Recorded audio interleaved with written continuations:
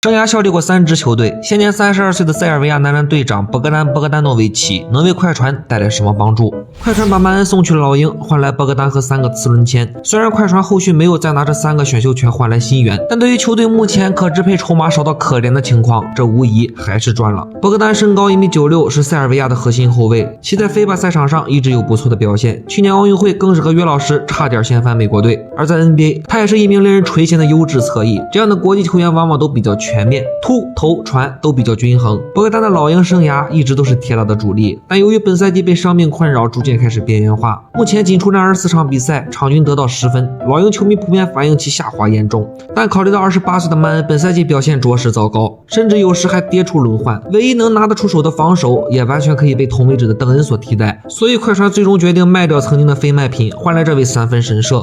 博格丹的3分命中率常年维持在37%左右的水平，他的到来完全可以提升替补席的火力输出。轮换阶段搭档哈登时，还能让后者不再被对手肆意夹击。总之，好的射手绝对是丰富球队战术、制造良好进攻空间必不可少的一环。值得一提的是，在加盟球队后的发布会上，博格丹对记者自信地表示，自己不只能胜任射手的角色，他还能做得更多。由于快船送走了唯一一个替补持球手小波特，再加上引进的本西蒙斯还能不能胜任1号位，现在还不得而知。那么教练组是否有可能会让博格丹承担一部分持球任务呢？随着新援陆续归队，快船迎来了崭新的阵容。那么在下半程常规赛，他们会有怎样的表现？能否一扫近期颓势，重新回到正轨？我们一起拭目以待。